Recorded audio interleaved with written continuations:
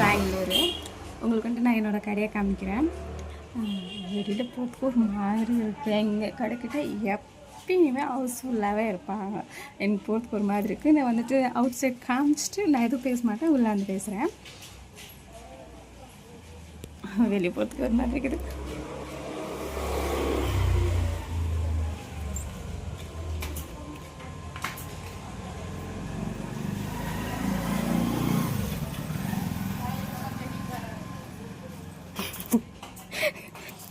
இவ்வளோ தாங்க என் கடை.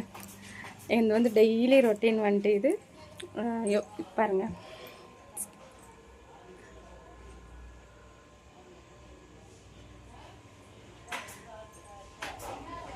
இவ்வளோ தாங்க என் கடை. இப்போது ஃபெஸ்டிவல் டைமுன்றதுனால நிறைய ஸ்டாக் வந்துட்டுக்குது.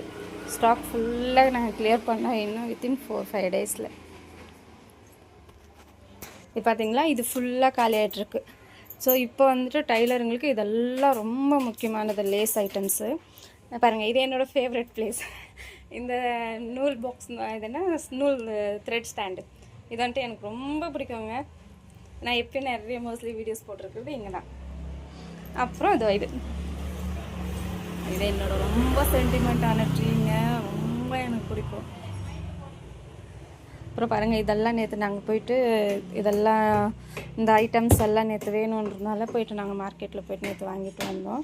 ஸோ லேஸ் ஐட்டம் ஃபுல்லாக காலி ஆகிடுச்சு இல்லைங்களா. ஸோ அதனால நாங்கள் வாங்கிட்டோம். இது வந்துட்டு சும்மா ஒரு ஃபேன்சி ஐட்டம் போடலாம் சும்மா அப்படின்ட்டு நாங்கள் ட்ரை பண்ணோம்.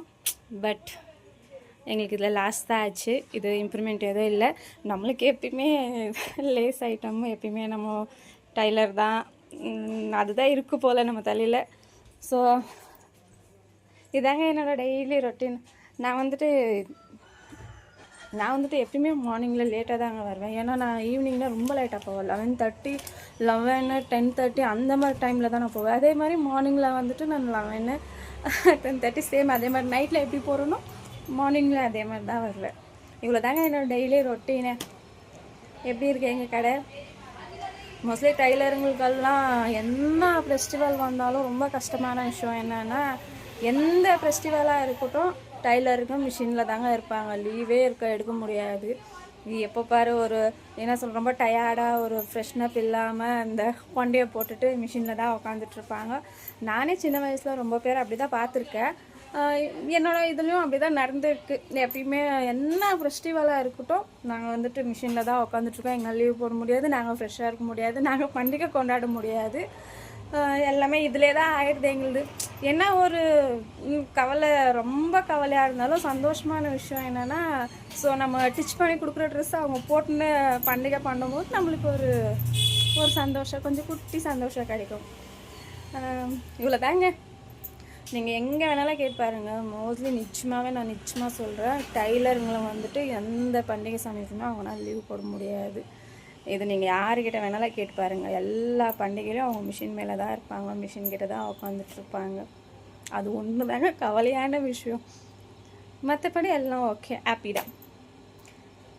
இவ்வளோ தாங்க எங்களுது. இந்த வீடியோ பிடிச்சிருந்தா லைக் பண்ணுங்கள், சப்ஸ்கிரைப் பண்ணுங்கள். பாய்.